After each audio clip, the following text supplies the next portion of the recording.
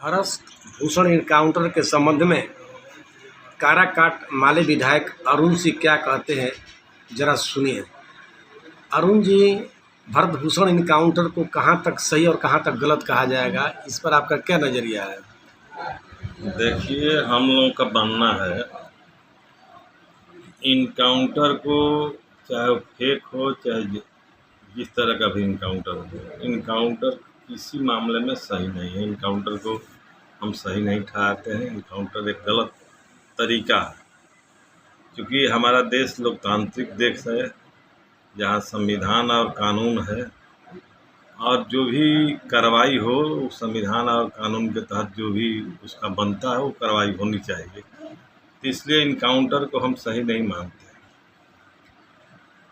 अब सवाल है कि इनकाउंटर और बुलडोज़र जो संस्कृति हमारे बिहार के अंदर आज सर चढ़ कर बोल रहा है, तो ये दोनों चीज़ भाजपा ने के राजनीतिक संस्कृति का देन है। भाजपा ने इनकाउंटर को बढ़ावा दिया है, भाजपा ने बुलडोज़र का बढ़ावा दिया है। और ये इनकाउंटर और बुलडोज़र जब दलितों पर चल रहा था तो कोई चर्चा का विषय नहीं था, या जब मुसलमानों पर चल रहा था तो कोई चर्चा का विषय नहीं था, जब यादवों पर चल रहा था तब भी कोई चर्चा का विषय नहीं था। बल्कि हमारे देश के शासक वर्ग ने गमछी के नाम गमछी देखकर पकड़ने की बात कर रहा था, जाति पूछ के इनकाउंटर करने और गोली मारने की बात कर रहा था। तब तक कुछ नहीं था, तब देश में कोई मरमाहत नहीं थी, राज्य के अंदर कोई मरमाहत नहीं था। जब भरत भूषण चौधरी का तिवारी का जब इनकाउंटर हुआ तो लोग इसको गंभीरता से लेना शुरू किए। हम तो यही कह रहे हैं कि ये इनकाउंटर किसी मामले में सही नहीं है, और भरत भूषण तिवारी की इनकाउंटर हो, चाहे किसी यादव का इनकाउंटर हो, चाहे किसी मुसलमान का इनकाउंटर हो, चाहे किसी दलित का इनकाउंटर हो। अभी हाल ही में नालंदा में 2 पसवान जाति के नौजवानों को मंदिर में प्रवेश के लिए माने पंडित के जरिए, वहाँ के पुजारी के जरिए माने हत्या कर दिया गया। तो ये जो इनकाउंटर में जो राजनीति हो रही है, इस राजनीति से बचना चाहिए। समाज में गलत संदेश जाता है, समाज को विभाजन पैदा करने की कोशिश करता है। लेकिन भाजपा की राजनीति ही ऐसी है जिसके चलते ये सब चीज़ हो रहा है। अच्छा, सुनने में आया था कि नालंदा में जो दलितों की हत्या हुई, वहाँ पर किसी पार्टी ने संज्ञान नहीं लिया, लेकिन माले ले लिया था, क्या सही है? माले किसी भी घटना पर, इवन जब माने इंदिरा गांधी की हत्या हो, राजीव गांधी की हत्या हो, किसी हत्या के खिलाफ माले हमेशा सवाल उठाता रहा है। और दलितों की हत्या पर तो खास तौर पर माले हमेशा सामने रहता है, उस सवाल को उठाता है।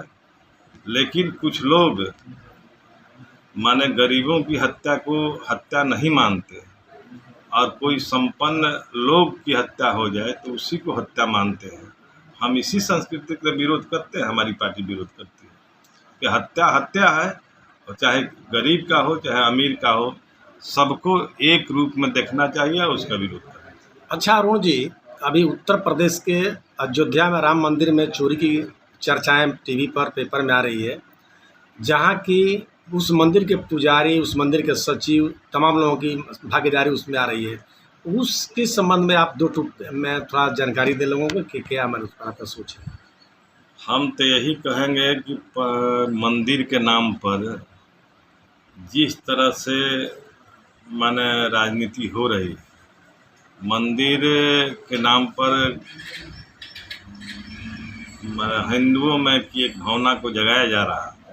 लेकिन हिंदुओं की इस भावना को किस तरह से मंदिर के पुजारी शोषण करता है, उसके लिए मंदिर एक आर्थिक संसाधन है, भ्रष्टाचार का वो वादा है, उसके लिए कोई भी श्रद्धा का केंद्र नहीं है।